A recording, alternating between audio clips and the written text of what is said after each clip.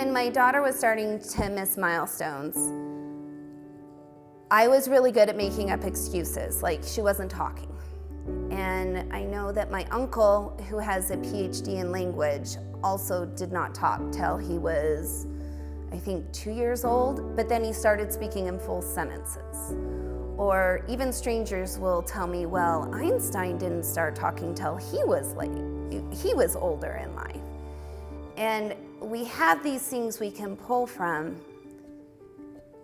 And I guess the only thing I wish I would have known is that if your child is struggling and if they're missing those milestones, there's something behind it. And when my daughter wasn't doing it, the first thing I thought is it was because I wasn't being a good mom. I really thought that I had been a good teacher and I did a good job in that role, but now that I had this kid who wasn't doing the milestones, I thought there was something that all the other moms out there were getting, and I was just missing that information, and I just wasn't getting it to my daughter. So honestly, I just felt like such a failure as a mom that I didn't want to admit that there could be something wrong. And when I was forced into admitting it, with the specialist getting involved and everything kind of exacerbating, and she was getting older and just the really big milestones were being missed, that's when it felt so alone. It was really lonely. People were there and they'd make nice comments and, you know, we're here to support you and, you know, we understand, but that's something you can't understand. Unless you've walked that walk and you've been in those shoes, it really is like the loneliest island to be on.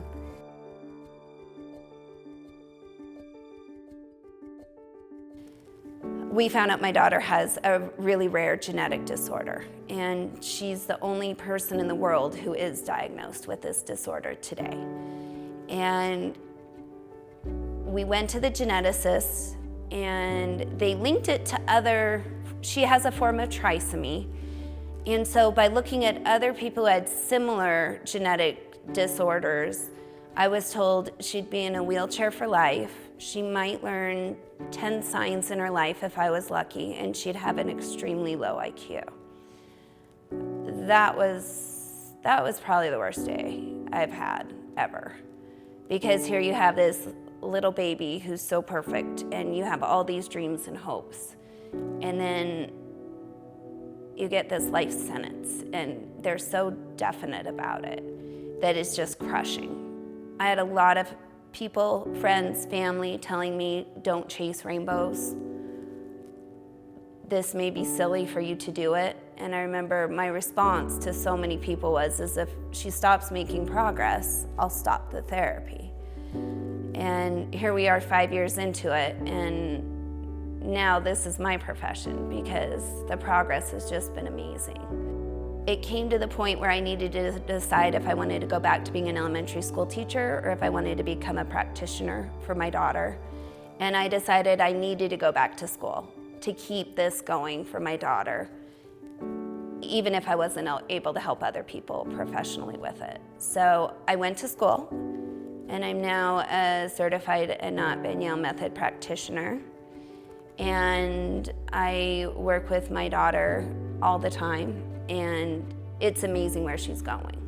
She learned to walk, it'll be 2 years ago in August, and she's just starting to learn to run. So she knows probably 100 signs really well, and she understands many more signs. And I don't think her IQ is extremely low. I would beg to differ because she's quite spunky. She's good at manipulating things. I've dealt with a lot of hardcore specialists because of my daughter. And actually it's been interesting because a lot of people, like even the doctor who gave me such constricting prognosis for my daughter, has been amazed and as he sees her make progress, he has been dumbfounded and even asked if he could do a case study on her and video her, because he just can't believe she's able to do what she's doing.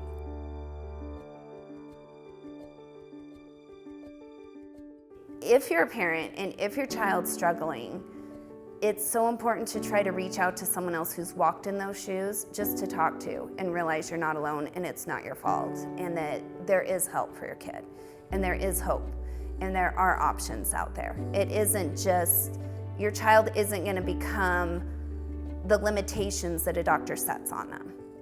There's a whole nother world out there, and you've got to just keep digging and fighting for your kid, and then you'll figure out that there are a lot of possibilities out there.